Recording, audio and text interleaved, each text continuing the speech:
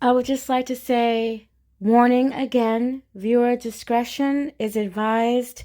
This topic is about a child's death that I do give in somewhat vivid details, and it may become triggering, so be mindful. I have been following this story here for a couple years, and I checked on it and I was able to find out that there was a conclusion to this story. I don't know if you guys heard of the 9-year-old boy out of Brazil. His name is Rhuan Maycon de Silva Castro. He was, now just get an understanding, a lot of these articles was predominantly written in a Spanish language with no translation whatsoever. So I had to try to piece as best I could the newer information. Okay. This story basically is around two very twisted, psychotic bitches ever. I'm so serious by what I'm saying, and that's making it nice, what I just said right there. And I'm really wondering why or even how they're still breathing. Seriously. The mother of Rhuan, her name is, and at the time she was 29 years old. So this horrible case actually happened in March of 2019. So the mother of Rhuan, her name is Rosana de Silva. And again, she's 29. She had a girlfriend, and her girlfriend's name is Caicla Santiago de Misionero Pesio. She has a very long name. So I'm just going to refer to the girlfriend as Santiago. So we have Santiago and we have Rosanna. Rosanna being the mother, Santiago being the girlfriend, meaning this was her lesbian lover, because I say that my homegirls are my girlfriends too, but this was her lesbian lover, Santiago. So to my knowledge, the mother, Rosanna, she went and pretty much kidnapped Rhuan. I don't know why she didn't just let the boy stay there, since she loathed him so much. And she actually did say she hated him. So why not just let him stay with his dad? I didn't get that. And so they're in this relationship with her son. And she said the son was very bothersome and he was very troublesome with their relationship. Again, if he's so troublesome in your relationship, bring him back to his father, instead of what I read in an article that she kidnapped him because he was living happily with the father and the grandfather and the family that the paternal people had. He was living fine over there. So you hate this boy so much and you want to be with your lesbian lover. Well, I mean, go ahead. Just leave the kid over there. Because her lover, Santiago, she actually had a daughter too. And I'm not going to bring her too much up in this, but unfortunately, I know she's seen some things and she heard some things too. But she was not physically affected by what happened here. She wasn't tortured by this incident here. Okay, so first, these mothers, they decide to, after mentally abusing him for a period of time, they decide to be funny because they think it would get back at the father and grandfather. So they decide to do something that they called a improvise. And they decide to chop off his penis. And they decided to make it into a vagina and have this little boy walking around like that. They thought that that was funny, to pretty much mutilate this 9-year-old boy. Thought that was funny. And Then on the night of, they say 2018, so they got actually caught in 2019, I imagine, on March 30th, 2019. Remember, I said I was reading a bunch of articles, like a year or so ago, and I tried to bring everything together today. So please bear with me. So in 2018, I guess that's when they actually did this. So after they mutilated this child, they decided to put some acetone on a washcloth, and they decided to put it over his face to make him lose consciousness, as much consciousness. I hope he really didn't. I hope he didn't feel anything, but I do not know. So while Santiago would hold her son down for her, the mother, Rosanna, she would stab this little boy 11 times, 2 of them in his heart. Then they Googled how to behead somebody, and they successfully did it. They beheaded this child as well. They then took his body, his headless body, and they put it on a grill to, quote, fry his skin. However, it was smelling too bad. It was having a very extreme odor, so they had to not do that anymore. So they tried to now get rid of what they have done. So they used hammers, they used nails, they used knives, They used whatever they could use to try to get rid of his body. They put whatever of his remains was left inside a suitcase and 2 backpacks, and they would put it somewhere. Thank goodness there was, I think it was some young people, some children or whatever that was, looking for stuff. They seen it. They opened up. The first thing they saw was this boy's head with a knife through it. Immediately they knew where to go, and they would arrest this couple. And you can actually, it's in Spanish, unfortunately, and I'm not around any of my Spanish friends right now to ask them, what the hell are they saying? But they found this bag and, of course, reported it. So you see the mother, and I was reading some of the comments that did translate, into English.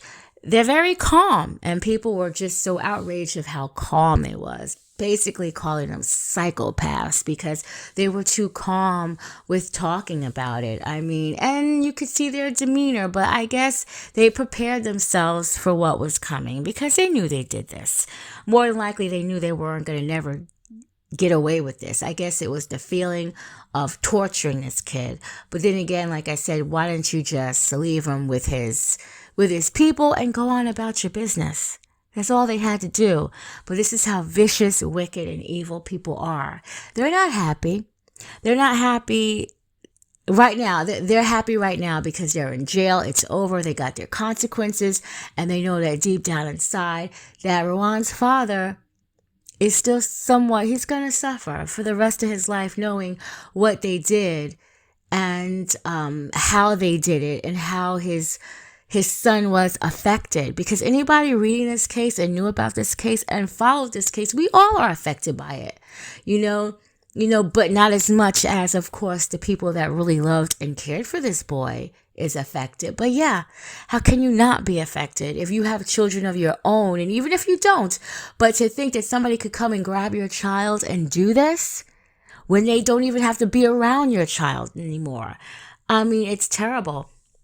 Then in court, these 2 people, they tried to say that, Rhuan wanted to be a woman. He wanted to be a female. That's why they decided to give him the improvise and convert his penis into a vagina. And no, he did not want to be a female. And even if he did, he's 9. And they have actual doctors that do that when he is of an appropriate age. So they were basically full of shit and trying to cover their tracks. That's not what happened. Because then she would say in the end, the mother, that she did it for self-hatred. She hated Rhuan. She hated the fact that he was starting to look like his dad. And she really just hated the father. And she just really wanted to take all her anger out on that son because she knew that that man loved this boy. She knew that. And the grandfather loved this boy, that this was her way of making them suffer. And I hope this is true. I saw a picture. I didn't even bother to put it onto this video. I saw a picture where it looked like a woman. You couldn't see her face, but she was in a fetal position and she looked like she just had on bottoms, no top, with her back and side showing. And it said that the female inmates in the Brazilian prison had pretty much beat her ass. And I hope they do, and I hope they continue to do it consistently every day. Never give up. Take turns. If a group is tired, let the other group continue. Don't ever let her forget what she did to this child. It's awful. And the big blonde one too. Get her ass too, because she had a daughter and she made sure, and I'm glad of it, but she made sure her daughter wasn't, viciously attacked like that, and I was so disgusted because, like, when this case actually came out, I posted it on my Facebook page, and there was some guy saying, oh yeah, this is what lesbians do. This is what they do. They hate on the men and yada, yada, yada. And that's not true. That's not what lesbians do. That's what these lesbians did. But that's not what lesbians do. So I don't even want to hear that if anybody feels like that. I don't even want to hear that. The people, if you look through any of my videos, I target everybody. I don't just target black people. I don't just target white people or Spanish people or Asian people.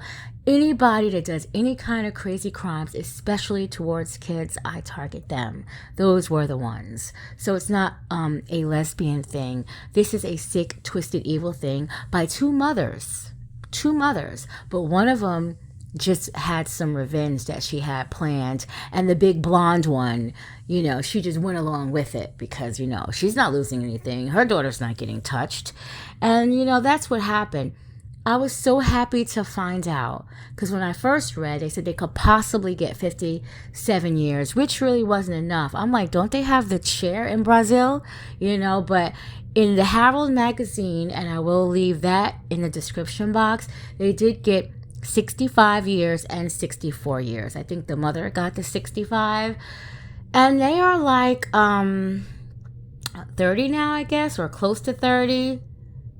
So yeah. Hopefully they don't come up for parole or anything good like that, because those years, it's a done deal. They'll probably end up dying there, 65 years and they're 30 now. Yeah, they'll most definitely die there. So that's at least a good thing, knowing that they took this little boy's life. He was only 9 years old, Rhuan.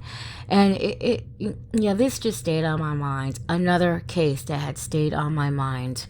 Rhuan Maycon de Silva Castro, 9 years old, murdered by his mother that was supposed to love and care for him, and her girlfriend that she helped, because that's what the mother wanted.